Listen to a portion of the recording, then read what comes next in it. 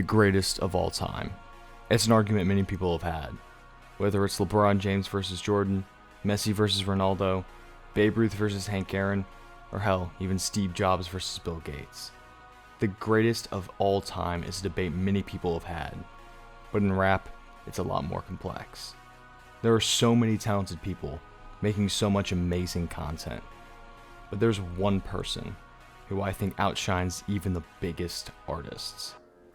One person who has proved time and time again that they are truly one of the most talented people in the entire rap community. It's time to prove that Travis Scott is the greatest rapper of all time.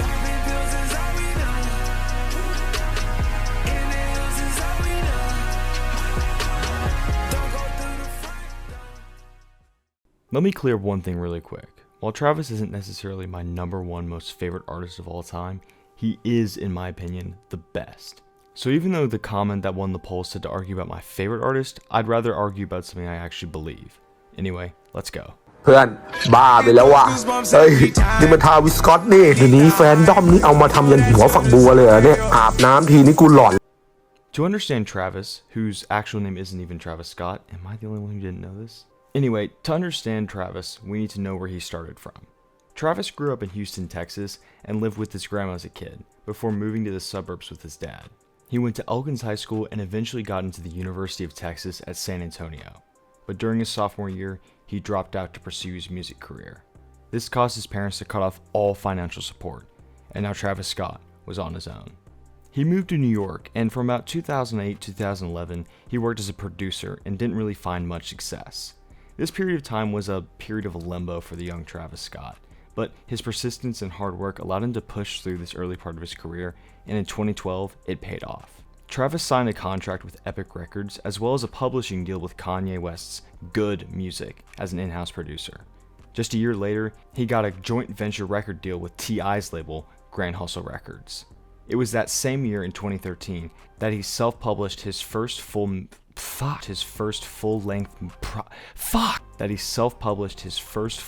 project, mixtape called Al Feral.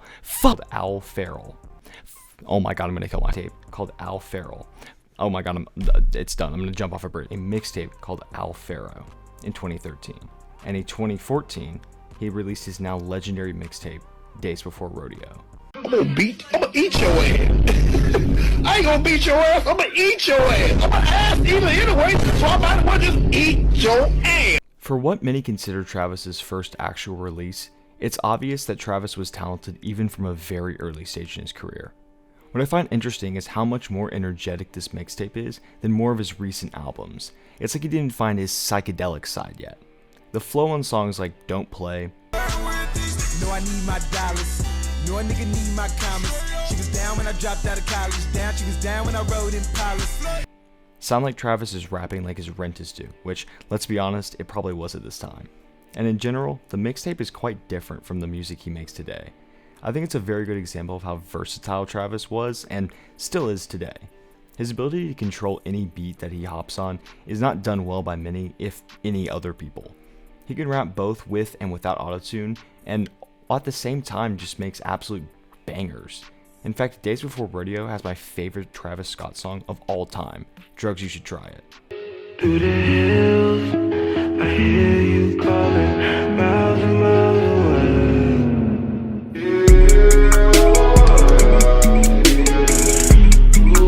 There's something about the song that just stands out so much to me. It's Travis's first try to create the dreamlike style that dominates his music today, and the song just feels so ahead of its time, both for Travis himself and for the world. It's sadly a song that not more people know about. It's severely underrated. But anyways, Days Before Rodeo was our first look at Travis, and even from this alone, it's obvious that he was destined for something great. You know about gaming. You game all day and game all night. And your parents are telling you get off the game and go outside. Travis's first studio album, Rodeo, quickly became a commercial success.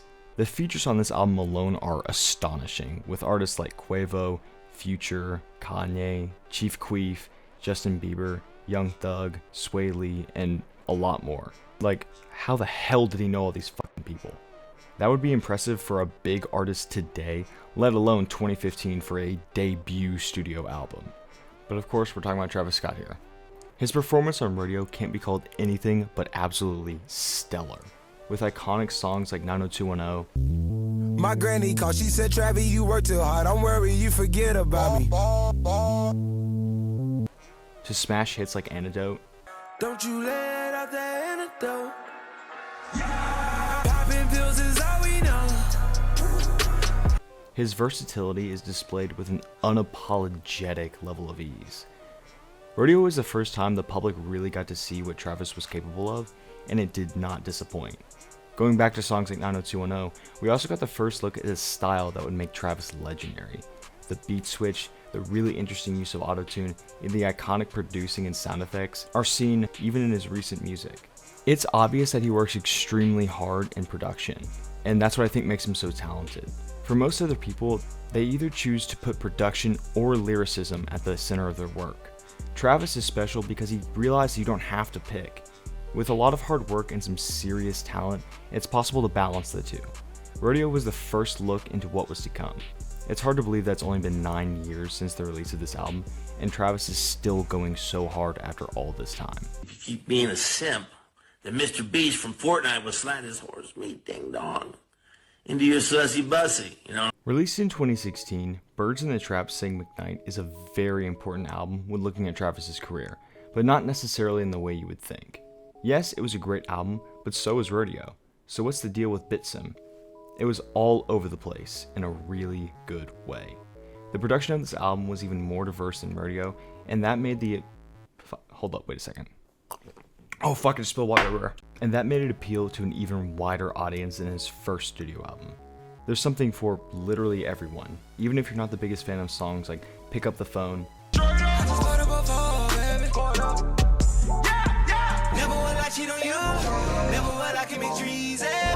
even though it's a really good song in my opinion. You might love other tracks like Goosebumps. I get those goosebumps every time you come around, yeah. You ease my mind, you make everything feel fine. Or Through the Night. Day and night, I toss and turn, I keep stressing my mind. The cause behind this can be linked even to the name of the album. According to some sources that are found on Reddit, the name Birds in the Trap Sing McKnight is referring to the perceived chains that people's creativity is being held down by, and how some artists are breaking free from them. I assume this applies to himself because that's exactly what he's doing in this album. The entire album has a wide variety of songs, and Travis presents his music in all these different ways to make there be something for everyone. This idea of being able to be enjoyed by all different types of people is something Travis realized the value of with this album. This revelation would be a defining factor in the future of his career and be a theme that he would continue to explore over and over again. Okay, quick little disclaimer, for the sake of making this video not run an hour long and the fact that I'm pretty sure not many people care about the albums I'm about to mention, I'm going to gloss over Huncho Jack and Jack Boys, but I might discuss a few songs here and there. It was. You ever fell asleep and just dreamed about a nugget? And now the big one. This is an album so legendary, there's a whole day for it in Houston, Texas. It's an album that has literally killed 10 people. I mean, hell, it was in Fortnite. How much bigger than that can you get? You all know what album I'm talking about. Astroworld. This album is a cultural phenomenon, and calling it anything less than that would be a fucking lie. Astroworld is an album that embodied what rap was in 2018, and there's probably plenty of people who are disagreeing with me, but let's all be honest for just a second. Everyone and their mom listened to this album. And even if you're just trying to be different and say you didn't like it, that doesn't change the fact that this album is, in fact, an amazing album. From the unforgettable lyrics of songs like Sicko Mode, 24-hour lockdown, we made no moves. Now it's 4 a.m. and I'm back up popping with the crew. to the ethereal masterpiece of Skeletons, It was good sex, honorable mention to the net. Didn't pass the loud, that was out of respect. Afterward, it's an amazing album. And Astroworld has become so much more than just an album, with the cultural influences that can still be seen to this day. The collaborations that came around this time with companies like Nike and McDonald's are really unforgettable. Travis was a meme everywhere, and he still was loved by so many people. To be both a joke and a creator that everyone takes seriously is unheard of. On top of its cultural influence, it also was very, influenced. Travis experimented with his own interests in other types of music like rock and trap, and that's kind of what made Astroworld what it is. It was the production that no one had ever heard of. Astroworld was Travis Scott's unchained creativity he mentioned in Bitsim. Astroworld is when he fully realized he could make whatever he wanted, and he took full advantage of that. It's not even that this is an experimental album or anything, it's just very personal. It's an album that doesn't feel like it's trying to fit a quota or match a trend, it's forging its own path. Astroworld is loved by so many people, and it's not just because of the music, it's how free it feels. In my mind, there isn't a single bit of doubt that Astroworld doesn't deserve the love it gets. Oh my god. Pepper. Get back in bed. Go on. No. Come on. Pepper, get back in bed.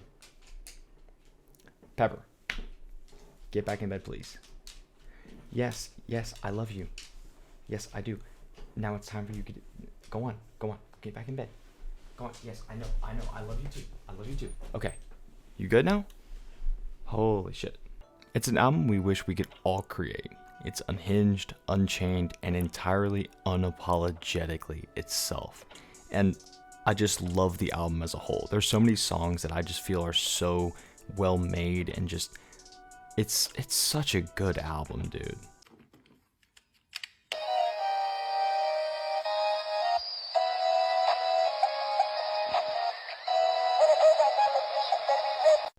And now we're met with Utopia. This album is interesting and it really makes you think about Travis Scott as a whole.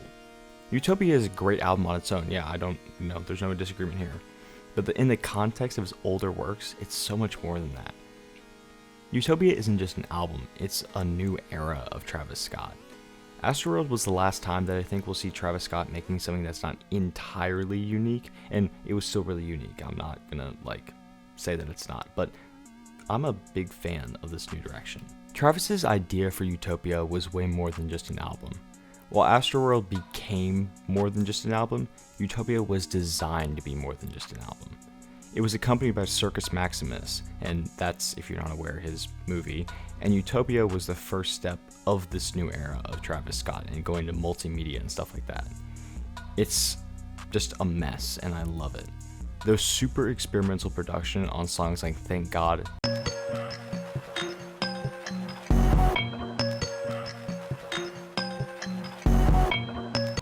and Sirens.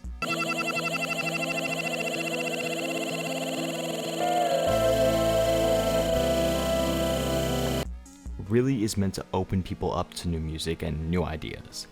Travis knows that everyone will listen to whatever he puts out, and he's using his platform to just do that, He's fighting against the idea that rap has to be one thing. It's just like Astroworld and Bitsim. He's defying the artificial expectations people have created. It's also Travis defining and, returning to his roots. He said in an interview that he came up with the idea of Utopia when he was driving around with his daughter Stormy when she requested the song Mamacita. This experience made him realize that his mixtape era of his music like Days Before Rodeo was when he was the truest to himself. This is a new era, but it's also a return to what made him start music as a whole.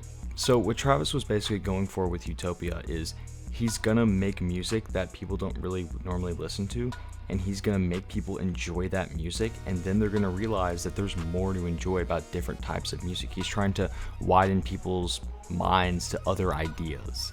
And that's what irks me so much when people dismiss the first half of My Eyes as the bad part in that song, or just they only want to hear the second half.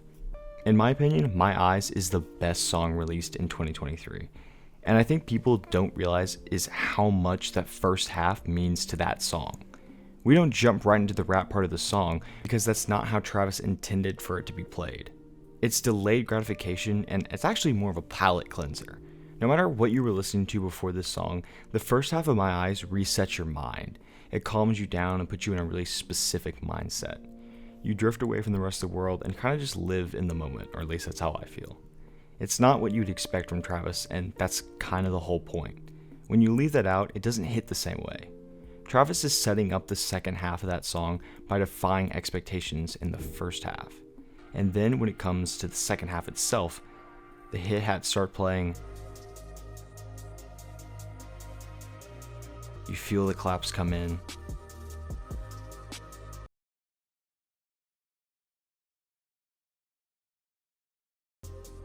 You just ascend to the song, and all of a sudden, it hits you.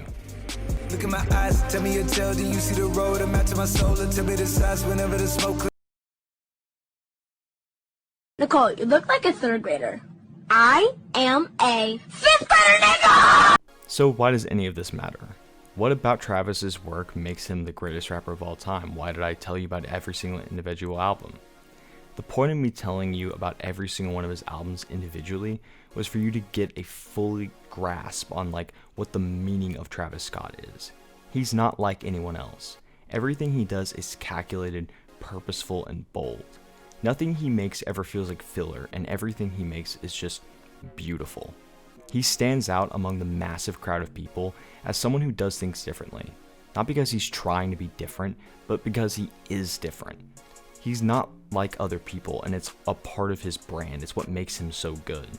He's not just making music, he's making music. He's doing things that I don't think anyone else will ever be able to recreate. You can't beat Travis at his own game because you don't even know what game he's going to be playing. In my opinion, Travis Scott is the greatest rapper of all time. Whether you agree with me or not is your opinion. That's for you to decide. He doesn't have to be your favorite, and he's honestly not even mine. But he is the best. He's mastered this art form, and he's made it his own. He just knows how to make music, and he knows how to make people enjoy music that they normally don't listen to. He understands how people enjoy music, and he just goes with the flow.